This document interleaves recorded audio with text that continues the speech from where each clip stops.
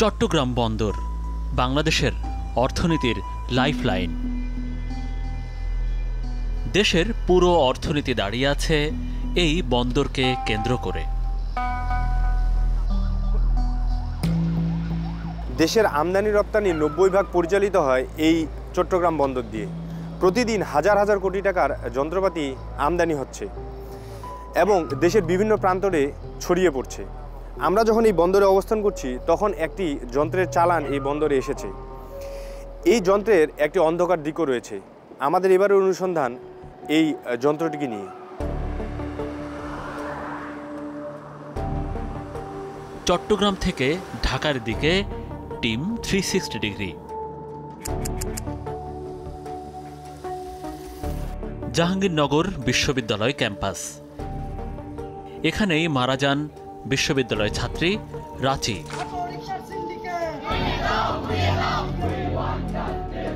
উত্তাল হয়ে ওঠে জাহাঙ্গীরনগর ক্যাম্পাস। বিকালবেলা হ্যান্ডবল খেলছে, এরপরে সে হলো শহীদ মিনারে আসছে, একটু কিছুক্ষণ বসেছিল। তো আমরা ফ্রেন্ডরাও আসবো আর একটু পরে, আমাদের কেবল 1 মাস ক্লাস হয়েছে এরকম টাইমে। তো ওই রাস্তা কেবল পার হচ্ছিল, এই যেখান থেকে 4 নাম্বার গাছ যেটা, সেটাতে পার হচ্ছিল। এমন সময় আসে ওই পার হচ্ছিল আর একটা জোরে রিক্সা আসে ওরে হলো ধাক্কা দিছে, দিয়ে হলো পড়ে গেছে। যাওয়ার পরে আবার নেক্সট সেকেন্ড টাইম আবার মাথার উপর দিয়ে এই সাইড দিয়ে পার হয়ে গেছে অটোরিক্সা। আসামি আরজু মিয়াকে গ্রেফতার করে পুলিশ। ঘাতক যন্ত্রটি উদ্ধার করে আশুলিয়া থানা পুলিশ। যন্ত্রটি সুদূর চীন থেকে চট্টগ্রাম বন্দর দিয়ে এসেছিল। ব্যবহার করার কথা ছিল অন্য কাজে, কিন্তু এটি দিয়ে বানানো হয় অটোরিকশা। আফসানা করিম রাচি এই চেয়ারে বসে পড়াশোনা করত 1.5 মাস আগেও। এখন পড়ার চেয়ার টেবিল আছে, নেই শুধু শিক্ষার্থী রাচি।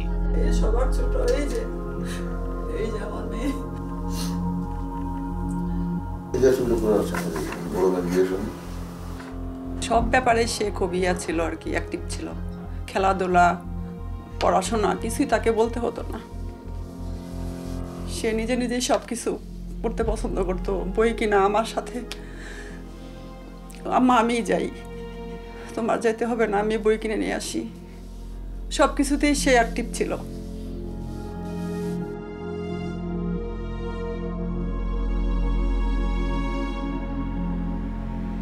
অন্য কার কোনো মায়ের বাচ্চা এরকম না হারায় অটোরিকশা ধাক্কায়।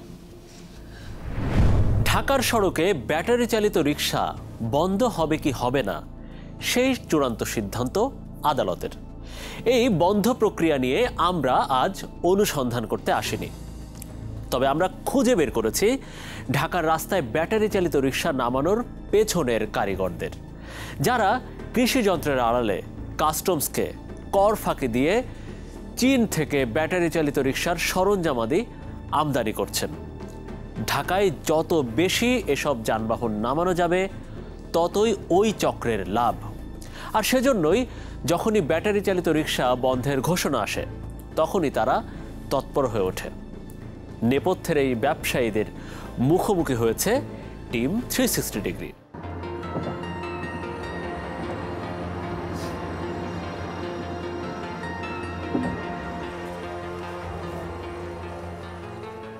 রাজধানীর মিরপুর এলাকা।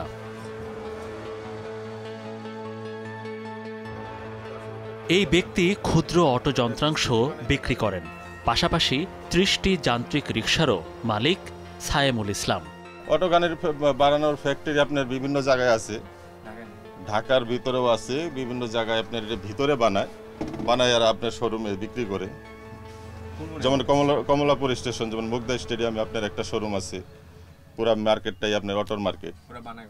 আর বানায় বিভিন্ন জায়গা থেকে আপনার ওই গুড় সিস্টেম করছে আর কি, ফ্যাক্টরি সিস্টেম ভিতরে আছে, ওই জায়গা থেকে বানায় ওরা নিয়ে যায় এই জায়গায়।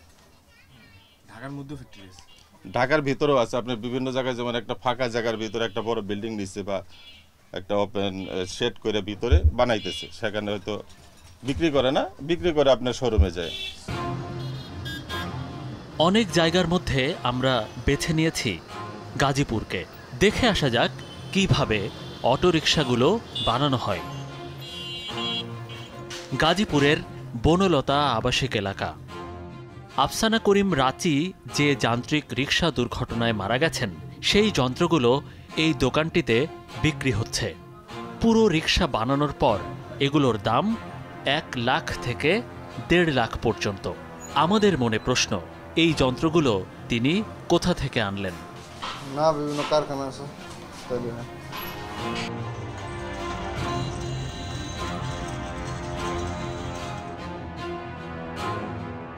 গ্রামের পথ ধরে সন্ধান করতে থাকি সেই কারখানা। এই পথে গাড়ি চলার মতো রাস্তা নেই।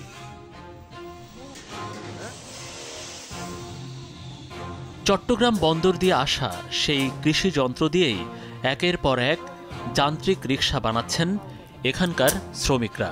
প্রায় 5000 কিলোমিটার দূরে চায়না থেকে আমদানি হচ্ছে কৃষি যন্ত্রপাতি।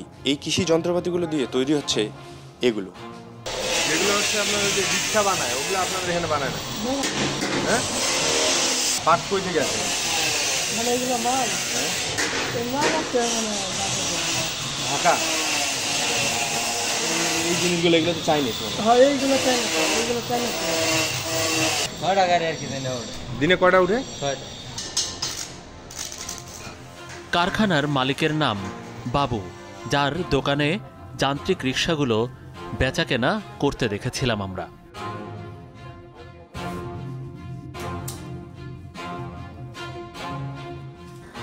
প্রথমবার দোকানে আমরা মালিক বাবুকে পাইনি, ছিলেন কর্মচারী। এবার এসেও তার দেখা পাওয়া গেল না। বাবু আসেন, আজকেও আসেন। কারখানা বানানোর জন্য তো কিছু কাগজ লাগে। কাগজপত্রগুলো আছে আপনার কাছে? কাগজপত্রগুলো ম্যানেজার আছে, ম্যানেজার আউট। আমদানি ও উৎপাদন বন্ধ না করে ব্যাটারি চালিত রিকশা উচ্ছেদ করাই কি একমাত্র সমাধান? সরকারের এই দ্বৈত নীতি চলছে বহু বছর ধরে। 2015 সালে সরকারি ক্রয় সংক্রান্ত মন্ত্রিসভা কমিটিতে এসব যানবাহনের যন্ত্র আমদানির বন্ধের প্রস্তাব উঠলেও কয়েকজন মন্ত্রীর বিরোধিতায় তা শেষ পর্যন্ত অনুমোদন পায়নি। এসব যন্ত্র কে কিভাবে আনছেন বিস্তারিত দেখাবো আপনাদের। তবে তার আগে নিচ্ছি ছোট্ট একটা বিরতি।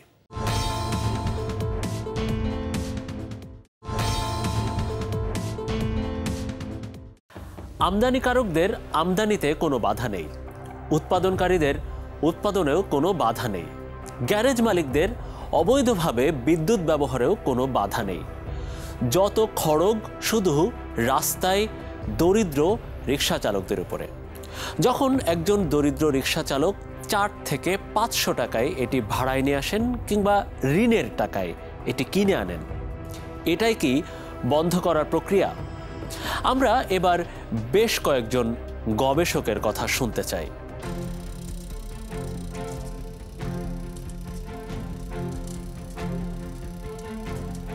প্রফেসর ডক্টর মোহাম্মদ এহসান বাংলাদেশ প্রকৌশল বিশ্ববিদ্যালয় বুয়েটের অধ্যাপক। গবেষণা করছেন সড়ক দুর্ঘটনা ও এর প্রতিকার নিয়ে।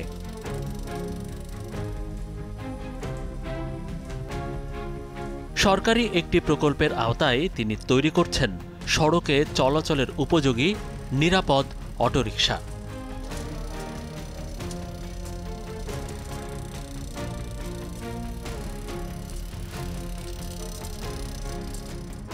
তার মতে বাংলাদেশের অন্যতম গুরুত্বপূর্ণ খাত হতে পারে অটোরিকশা। বাংলাদেশে তৈরি পোশাকের পরেই এই খাতে শ্রমিকের সংখ্যাও বেশি। ইজিবাইক কিন্তু আমাদের অর্থনীতির একটা বড় অংশ।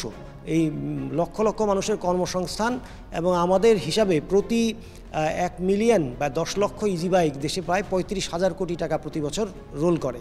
সেটা অর্থনীতির একটা গুরুত্বপূর্ণ অংশ।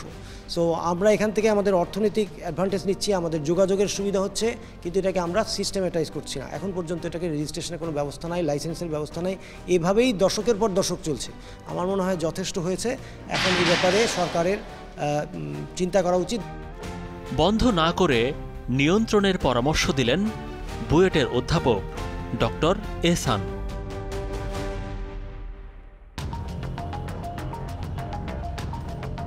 অটোরিকশা আন্দোলনের সাথে জড়িত মালিকদের কথাও শুনতে হবে আমাদের।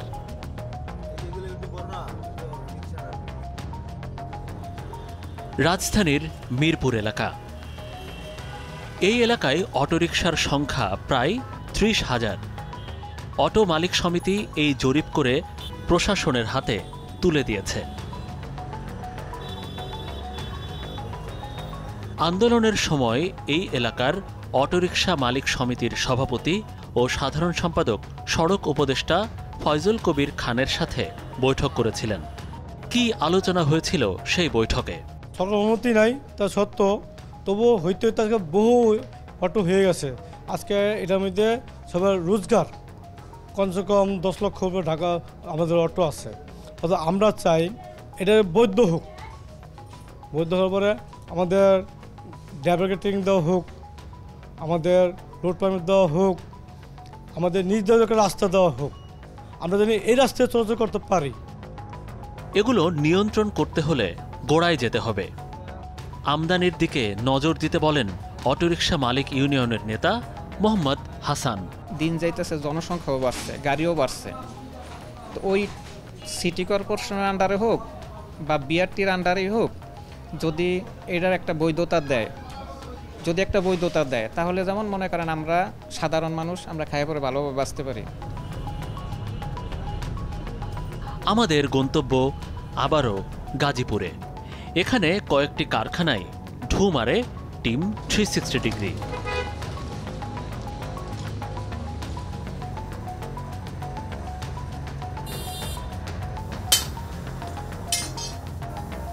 এদের মধ্যে একটি আতিক ইঞ্জিনিয়ারিং অ্যান্ড কোম্পানি। এখানে বানানো হচ্ছে ভয়ঙ্কর রকমের অটো।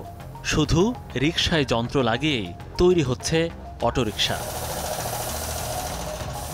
এই ইঞ্জিনগুলো রাস্তায় চললে কতটা ভয়ঙ্কর হতে পারে? যে রিকশাটা প্রচলিত আছে সেটা প্রায় 10 থেকে 12 কিলোমিটার স্পিডে চলার মতো একটা ভেহিকেল, এবং এটা আমরা সাধারণত আমাদের নিজেদের ফিজিক্যাল শক্তিতে চালাই। যখন এটার মধ্যে এই ব্যাটারি এবং মোটর বসানো হচ্ছে তখন এই ভেহিকেলটার স্পিড চলে যাচ্ছে প্রায় 25 থেকে 30 কিলোমিটার বেগে। তো ওই ভেহিকেলটা অন্য কোনো ধরনের পরিবর্তন না করে যখন স্পিডটা আমরা এরকম বাড়িয়ে দিচ্ছি তখন বেশ কয়েকটা প্রবলেম হচ্ছে। একটা হচ্ছে ভেহিকেলটা তো আসলে এই ধরনের স্পিড হ্যান্ডেল করার জন্য ডিজাইন না। আমি যদি অত স্পিডে চালাতে চাই তাহলে ভেহিকেলটাকে আর একটু স্ট্রঙ্গার আর একটু হেভিয়ার হতে হবে। দ্বিতীয়ত হচ্ছে ভেহিকেলের ব্রেকিং সিস্টেম থাকতে হবে ওই ধরনের স্পিডের উপযোগী। আমার ব্রেক হচ্ছে 10 কিলোমিটারের ব্রেক, সেটা দিয়ে আমি এখন 30 কিলোমিটারের ভেহিকেলের গতিকে সামলানোর চেষ্টা করছি। তৃতীয়ত আরেকটা সমস্যা হচ্ছে একই সাথে ওই একই ধরনের রিক্সা কিন্তু রাস্তায় আছে যেটা প্যাডেল চালিত, কোনোটা 10 কিলোমিটার বেগে চলছে, কোনোটা 20 কিলোমিটার বেগে চলছে, কোনোটা 30 কিলোমিটার বেগে চলছে, যার ফলে অন্য যানবাহন চালকদের পক্ষে বোঝা যে কোনটা কোন স্পিডে আসবে এটা ট্রাফিকে একটা বড় ধরনের জটিলতা তৈরি করছে। 2000 সালে প্রথম বাংলাদেশে ব্যাটারি চালিত অটোরিকশার প্রবেশ ঘটে।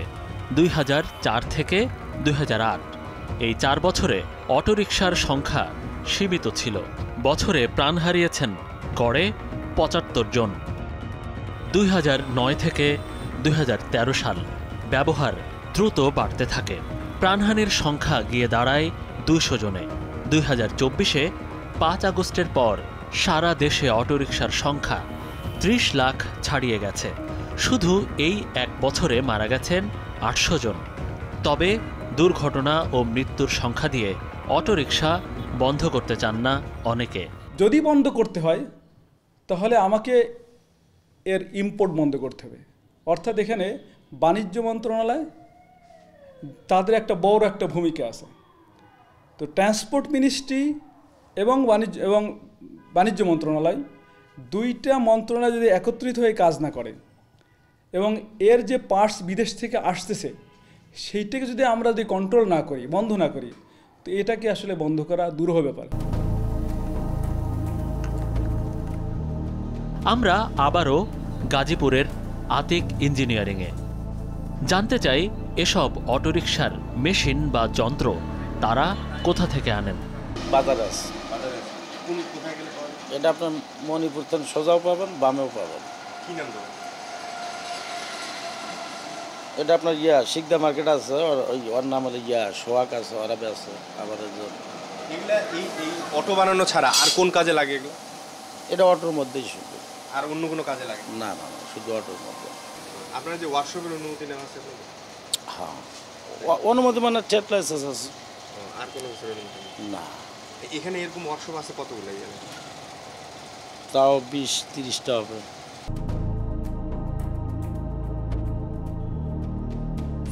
আমরা এবার সোহাগ ইঞ্জিনিয়ারিং নামের একটি দোকানে। সেখানেও তৈরি হচ্ছে অটোরিকশা, পাশাপাশি এই অটোর সব যন্ত্রাংশ বিক্রিও হচ্ছে। আপনারা যে অটো পার্টসের মাল হচ্ছে গাজীপুরে নিয়ে আসেন, এগুলো কোন কোন জায়গা থেকে নিয়ে আসেন এবং কিভাবে সংগ্রহ করেন? ঢাকানগর থেকে নিয়ে আসি, আর বংশাল, ধুলাইশাল। আর কোন কোম্পানি আপনাদেরকে মাল সাপ্লাই করে? কুশিয়ারা, এসবি। আচ্ছা, এদের অফিস কোথায়? এসকে, নবাবপুর। নবাবপুর। আচ্ছা, এখান থেকে আপনারা আবার মাল হচ্ছে বিভিন্ন গ্যারেজে আবার বিক্রি করেন? গ্যারেজে নিজেরা গাড়ি মানে কাজ কাম করি আর। দর্শক, আমরা আগেই বলেছি সরকারের দ্বৈত নীতি চলছে বহু বছর ধরে। একদিকে ব্যাটারি চালিত রিক্সা চলাচলে নিষিদ্ধ করা হচ্ছে, অন্যদিকে উৎপাদনের জন্য কারখানাগুলোকে লাইসেন্সও দেওয়া হচ্ছে। তবে কী পরিমাণ উৎপাদন করতে পারবে একটি কারখানা, সেটির কোনো সঠিক নির্দেশনা নেই। ফলে হাজার হাজার ব্যাটারি চালিত রিক্সা নিমিষেই নেমে যাচ্ছে রাস্তায়। দর্শক, আমরা ফিরছি আরও একটা ছোট্ট বিরতি নিয়ে।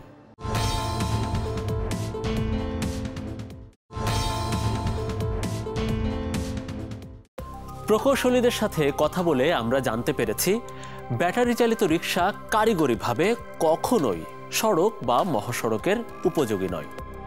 ব্রেক, স্টিয়ারিং ও সাসপেনশন মানসম্মত নয়। ফলে দ্রুতগতির যানবাহনের সাথে পাল্লা দিতে গিয়ে হতে পারে দুর্ঘটনা।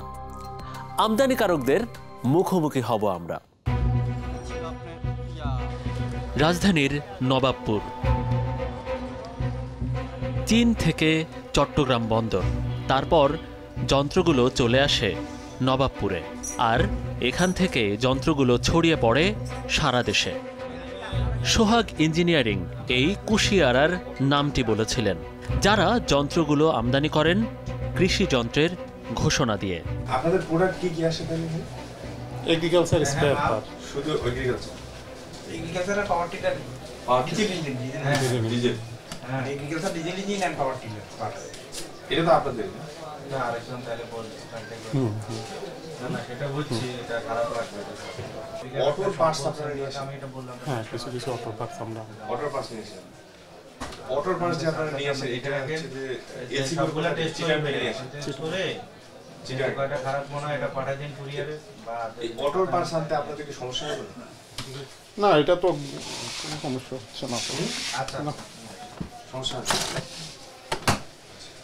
অটোর কি কি পার্টস একটু বেশি আমাদের 300 টাকা। মোটর, ডিফারেনশিয়াল, খুচরা মাল। খুচরা মালগুলো ছোট। এগুলো পরবর্তীতে বানানো হয় না, ওগুলো আমরা কোনো বানাই না, আমরা শুধু সেল বিক্রি করি, আমাদের আর কোনো কাজ নেই। এই যন্ত্র আমদানিতে দুইভাবে লাভবান ব্যবসায়ীরা। প্রথমত, কৃষি যন্ত্র ঘোষণায় সরকারকে শুল্ক কম দিতে হয়। দ্বিতীয়ত, আন্দোলনের পর সরবরাহ বেশি। কৃষি যন্ত্রপাতি আমদানিকারক সমিতির পরিচালক সোহেল রহমানের সাথে কথা বলা যাক এবার। ইজি বাইকেরটা হচ্ছে আপনি এসকের মালিকের সাথে যোগাযোগ করেন, ওনারা একটা কমিটি করছে, যদিও সেটা বাণিজ্য মন্ত্রণালয়ের অনুমোদন পায় নাই। ওটা 3 হুইলার অ্যাসোসিয়েশন এরকম আর কি আর কি জানি নাম আছে, এটার সাথে যুক্ত। ওখানে গেলে উনি হচ্ছে এটার সভাপতি। তাহলে হচ্ছে যে যারা যারা অটো আনছে ওরা হচ্ছে আপনার এই যে এগ্রিকালচার মেশিনারিজ অ্যাসোসিয়েশনের সাথে সম্পৃক্ত। হ্যাঁ, হ্যাঁ, অটো পার্টস যারা আনে এরা তো আগে মেশিনারি পার্টসের ব্যবসায়ী ছিল, এখন মেশিনারি পার্টস প্লাস তারা অটোটাকেও একসাথে করতেছে। ওনাদের যখন যেটা প্রয়োজন ওটা ইম্পোর্ট করতেছে। ইম্পোর্টের ক্ষেত্রে তো কোনো বাধ্যকতা নাই। সোহেল রহমানের কথার সূত্র ধরে আমরা জানতে পারি 3 হুইলার আমদানি করার একটি সমিতি রয়েছে। সমিতির সভাপতি আব্দুল কালামের সাথে কথা বলা দরকার। কোনটা? আমরা একটা গ্রাম খাইবো কি? আমি তো মরে যাবো। আমি কইছি ঢাকায়, বাহ কি সুন্দর কথা, আমরা আনতেছি, না হলে তো খাইবো কি ওরা? 40 টাকায় তো মরে যাবো। আমার সমস্যা, আমি ট্রেডিং ব্যবসা করি, এটা স্যার অন্য মাল নিয়ে যাবো, ওদের কী হবে? করেন, আপনারা সাপোর্ট দেন, আমরা ছেড়ে দিই, আপনারা দেখেন করেন। আমরা করি, আমার সাথে করি নাকি? আমি আমাকে যদি এখনও যদি বলা হয় স্টপ, কোনো সমস্যা নেই, যারা ট্রেনিং ব্যবসা করে ওদের কোনো সমস্যা নেই। ওই কেসটা আমি করছিলাম, আমি বাড়ি। কোনটা ওই কেসে? জি। কোনটা কেসে? যে কেসে গাড়ি যেভাবে এখন চলতেছে এটা আমার কাজের ফলাফল। যখন এই গাড়িটি একসময় বন্ধের দ্বার প্রান্তে চলে গেছিল, তখন ব্যবসায়ীদের স্বার্থে আমি কি করছি, কজন ব্যবসায়ী সব উদ্যোগ নিয়ে মামলা করে সেটা রাস্তা চলতে হতো না যদি ওই রায়টা না পাইতো। তিনি নাকি উচ্চ আদালতে রিট করেছেন শ্রমিকদের পক্ষে। শ্রমিকদের জীবন জীবিকা বন্ধে তিনি বেশ চিন্তিত। কোনো রিকশা শ্রমিক নেতা অথবা কোনো ইউনিয়নের নেতা এই রিটটি করেননি। তিনি নিজের ব্যবসা বন্ধের ঝুঁকি থেকেই এই রিটটি করেছিলেন।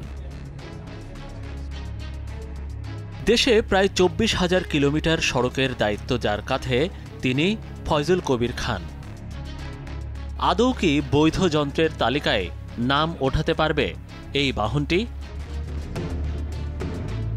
সড়ক পরিবহন উপদেষ্টার সাথে বারবার যোগাযোগ করার চেষ্টা করি আমরা, কিন্তু তিনি আমাদের আনুষ্ঠানিকভাবে বক্তব্য দিতে রাজি হননি।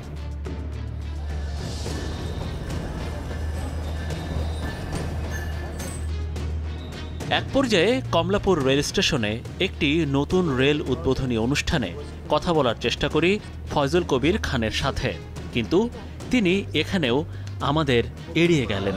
স্যার আমি যমুনা টিভি থেকে আসছি স্যার। আমি ওই যে কয়েকদিন বলতেছিলাম এই যে অটো রিক্সাগুলো নিয়ে স্যার একটু কথা বলতাম।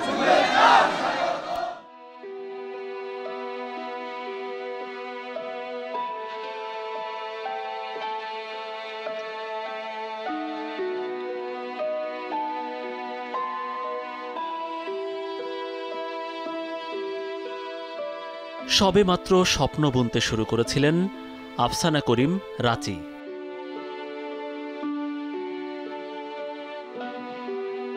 সেই স্বপ্ন পূরণের আগেই তার প্রাণ কেড়ে নিল যান্ত্রিক অটোরিকশাটি।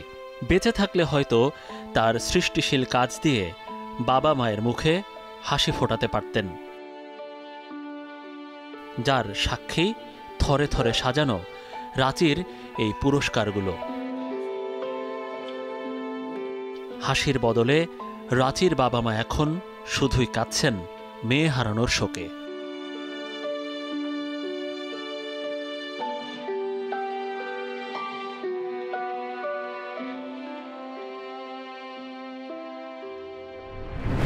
গবেষকদের দাবি, হুট করে বন্ধ করে দিলে বেকার হয়ে যাবে লাখ লাখ রিকশা চালক। একবারে বন্ধ না করে সবাইকে একটা নিয়মের আওতায় নিয়ে আসতে হবে, যাতে সংশ্লিষ্ট অংশীজন, যাত্রী, চালক ও বিনিয়োগকারীরা কেউই বড় ধরনের ক্ষতির মুখে না পড়েন। আর কোন সড়কে এই যান চলতে পারবে আর কোন সড়কে চলতে পারবে না, সেটিও খুব গুরুত্বপূর্ণ। মনে রাখতে হবে, কর্মসংস্থান যেমন জরুরি, সড়কে শৃঙ্খলা ফেরানোও তার চেয়ে বেশি জরুরি। সুপ্রিয় দর্শক, আপনাদের কাছে সুনির্দিষ্ট কোনো তথ্য থাকলে আমাদের জানাতে পারেন পর্দায় দেখানো মাধ্যমগুলোতে। তবে কথা কিন্তু একটাই, ভালো থাকবেন, ভালো রাখবেন।